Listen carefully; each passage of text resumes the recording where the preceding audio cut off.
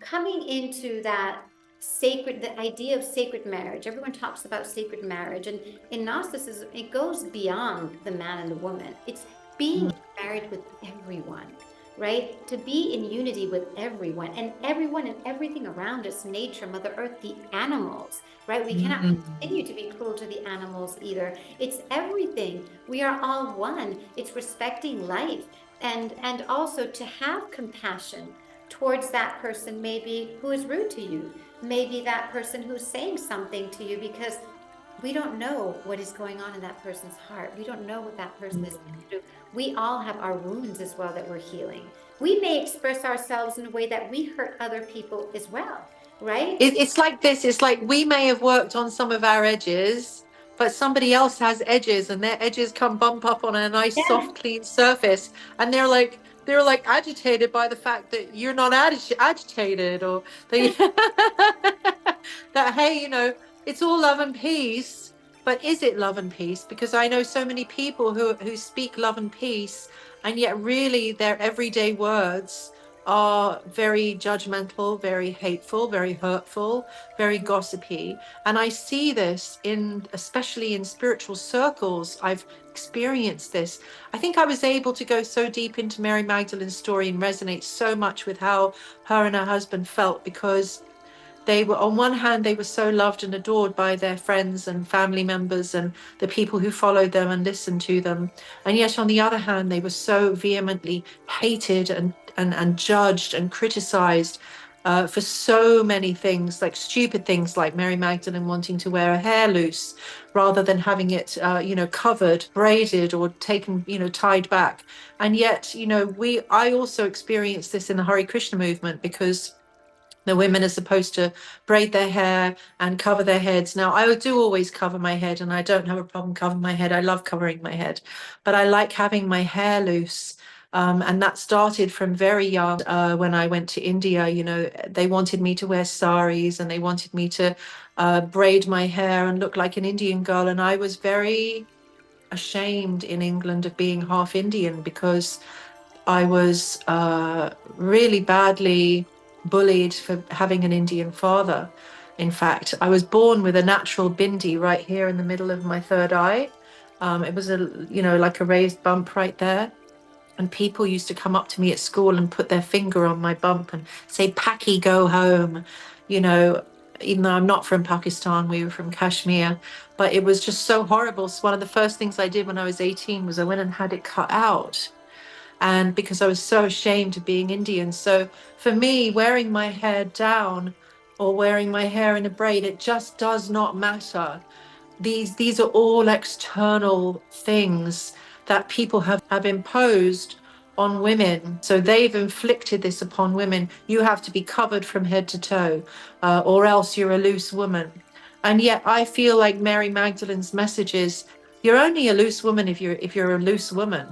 Yeah. Your hairstyle or even how you dress does not make you loose. It's your behavior that makes you loose. So I've never been a loose woman. I pride myself that I have never been a loose woman.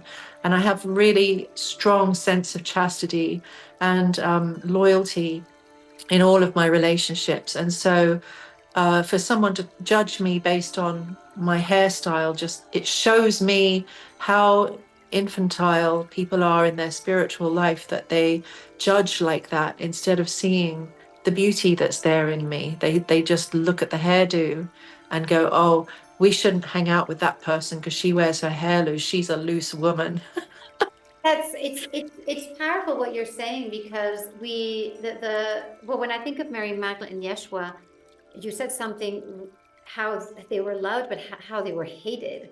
They were hated for Mm. the power that they had, and even when the priests asked Yeshua, how do you know all this? He had received so many teachers because he traveled to many places, but also because he was connected to his wisdom, the Holy Spirit.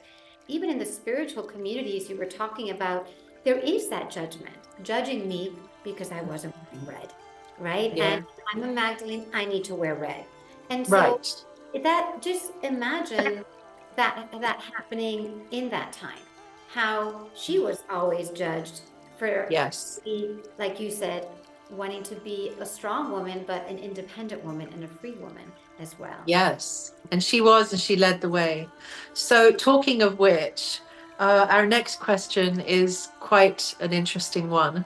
So, how come so many people are approaching us? I'd say every week I get people approaching me claiming to be Mary Magdalene or Jesus reincarnated, and it's become a phenomenon at this point. And I've spoken about it a few times on Facebook, and I've done a couple of videos on it. But I'd like to hear your angle on why do you think this is happening and why there's so many of them? Well, I think I'm going to give an energetic explanation and then more of a grounded 3D explanation. So we are in this time, in this age, which is called the age of the Holy Spirit, but it's also called the age of Aquarius. Aquarius, there's a shadow to it, right? And so the shadow side of this is an immense ego and the false teacher, which Yeshua talked about. He talked about the false teachers. He told his apostle to be careful with the false teachers. And so there's this, and what is a false teacher? When we think of this age, it's this sense of a God complex, this sense of superiority, and that is the Aquarius energy in the shadow. And then that trickles off into all of the political systems happening right now, where everyone thinks, no, I'm right, you're wrong. With the God complex, which we are here to heal, right? Right. And so if we can connect to that, that's purification, right? That's allowing our body be filled with the essence of light, but not the shadow. The shadow is the opposite. So I can see that people vibrating to that energy. And when we're not in control, that's because the dark force is in control and it's saying, get that energy, everything. At the same time, there's this phenomenon of the Messiah, right? If you claim to be Yeshua or Mary Magdalene, you're claiming to be a Messiah. In the age of Yeshua, when he was alive, there were a lot of people who claimed to be the Messiah as well. And so when any consciousness is activated, and we know that the Magdalene is being very activated here with Yeshua in divine union, that triggers people thinking that, I'm Yeshua, I'm Mary Magdalene, I'm the reincarnation. I mean, I've had people tell me, you are the reincarnation of Mary Magdalene. I said, no, I'm holding her frequency, right? I'm sure that's beautiful. In a past life, I was probably cleaning her temples, and I allow people to think that's what I always see myself, cleaning temples, right? Just cleaning. Oh, bless you. And I allow people to think that it's okay because people channel energies, and I allow that. I think we're remembering her frequency because her frequency is she's here to help us purify our earthly expression. That's the big teachings here. And so the idea of the false teacher is people just saying, well, I don't know what to do with my life. And so now I'm the reincarnation of Yeshua. That's quite a leap. Because a lot of people enter the spiritual world without being grounded, without having a lineage. A lineage is really important. Yes. Krishna, it doesn't matter. A lineage keeps you humble. Yes, definitely. Lineage, if you're Western and you're just doing, plant medicine all of the time, that creates a God complex where you start to see things, definitely. And you think because we're insecure beings. And, death can happen at any moment. So the ego rules because the ego makes you feel like you're in charge, you're in control, you have some control over everything. So I can definitely see that. Here's my thought. Tell me what you think about this. So my teacher, my first question when I met him in India was, where is Jesus now? And he went very quiet for a moment as if he was reading all of the Akashic records. And then he said, he is here on earth right now. He's already been born and he is already practicing bhakti yoga. But he has come here in this lineage to perfect his bhajan. So that leads me to believe, of course, that all of the friends and disciples and followers come with him when he comes to earth, which means that Mary Magdalene is here, and along with Martha and Lazarus and Mother Mary and all of the family members. And I think one of the reasons why so many people are feeling this activation in themselves that I am this personality. One is because of what you said about the ego and the misleading of the ego, because we don't die with our egos. When we die, the ego dies with us, because the ego dies with the body. It is left behind with the body. It's a subtle, yet it belongs to the physical world. It's not something that we bring with us into the afterlife. So if Magdalene and Yesu are here right now, then all of their loved ones are here. That's a very powerful messianic activation in our collective. And so I think that when people are taking plant medicine, they're getting drunk, they're getting high, they're having these. A sporty in the Vedas, a sporty is like a vision, or it's a vision of the kingdom. It's a vision of greatness. It's a vision of God, and that can very easily become very confused, especially when you're on plant medicine, because I know I've had experiences like that in the past when I took plant medicine. I haven't done plant medicine in 15 years, but when I did, I also had experiences that would lead a person to believe that they were perhaps more elevated than others. And then you have to battle with your ego. Well, like you say, am I really that great, or am I just like everybody else who has that opportunity to meet God face to face? So I think that if they are really here, which Gurudev said they are, so I have no reason to doubt his word, then all of us are feeling that activation, and some are just getting a little confused that maybe it's them. But when people approach you, or when people approach me on this subject and say, I am Mary Magdalene, I am Jesus, I get it weekly. I've been having this for maybe 7 years now, where every week I have at least one or two people approaching me and saying, I am her. And then, so now I've become very strong and very firm. And my reply is always, tell me, how do you live your life? What are your daily practices? Do you eat meat? Have you seen God face to face? How do you live? Are you married? And then inevitably people say, oh, I've been divorced 3 times, and yeah, I smoke a bit of weed and I drink, oh yeah, I eat meat, but I should give it up. I know I should. Don't really believe in the spiritual practice. I believe I'm above all of that. So immediately I know this person is not who they're saying they are. And so until somebody comes in front of me and can claim to be this person and tick all of these boxes of, yes, I'm vegetarian, yes, I have a daily practice, I don't want to believe that I'm this person, but I think I might be, and these are the reasons why, because when I'm praying I have these types of experiences. Until I hear something like that, I'm not even going to give it a cent of my time. What you're saying is really powerful, because there is a powerful messianic activation happening in the earth. We're waiting. The second coming is the Magdalene, the purifying to receive her light, right? And that is a very, very powerful messianic activation. And at the same time, I truly believe that if you're holding her frequency, or his frequency, or their frequency, you don't need to say it.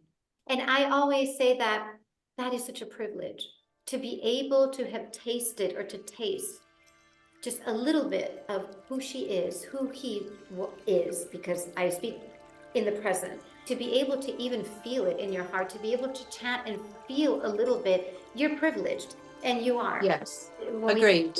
Because we can feel something so powerful, and that feeling makes us live the frequency, not talk about it. I do agree with you for when you talk about, what is your way of life? To embody the Magdalene and Christ energies, it is important to live like them. Their life is their message. He doesn't need to talk about it. He is. And he's yes, how to be the peace, how to be the unity. And it was one of the most powerful experiences I ever had. And then I knew in that moment, okay, this is what spirituality is about living it.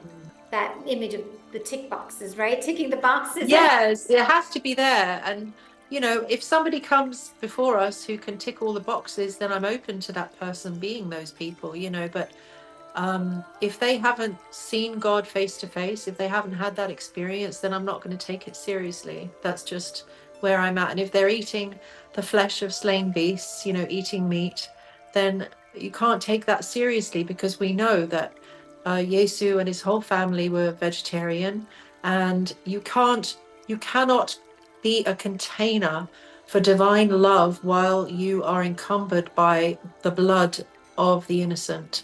And the animals are the most innocent beings on earth. They're more innocent than we are, because they're dependent on us.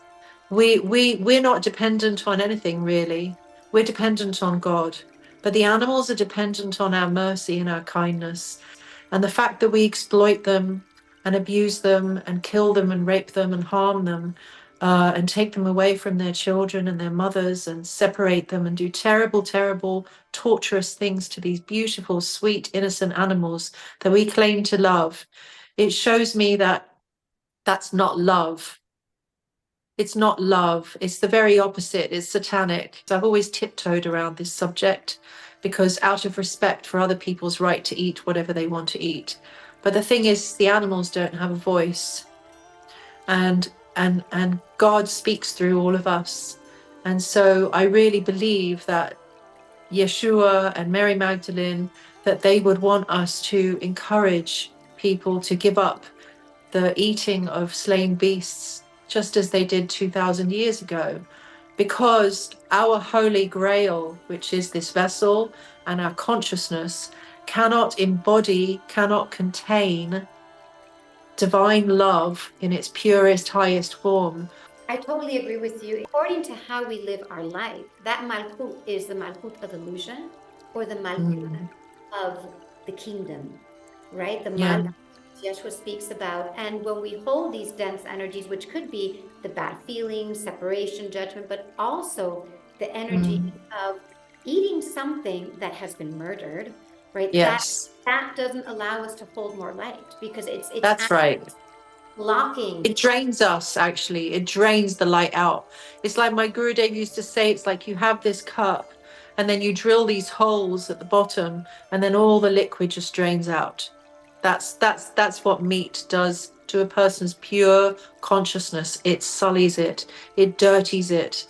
And until people understand that if they truly wish to be Christian, Christ, if they want to follow the Christ, then they have to live like how he lived. Otherwise, it's not true following. And if you want to be like Mary Magdalene, then be like Mary Magdalene. Learn about her ways like you do. You're so dedicated to finding out the truth and expressing the truth and teaching others the truth about her ways, and the beauty of their culture and their history and the way they spoke and the way they dealt with one another. I mean, when I wrote their book, their story, I was so immersed in their culture, so immersed in their ways. And I felt like I was right there with them, witnessing all of it firsthand. And I never wanted to leave. I wanted to just stay in that world forever, because it was so innocent and so high vibration and so beautiful, having a holy master living amongst us, knowing what to do, what not to do. And on a daily basis, the way we all treated one another with so much reverence and love and respect, except for Peter, who was a problem.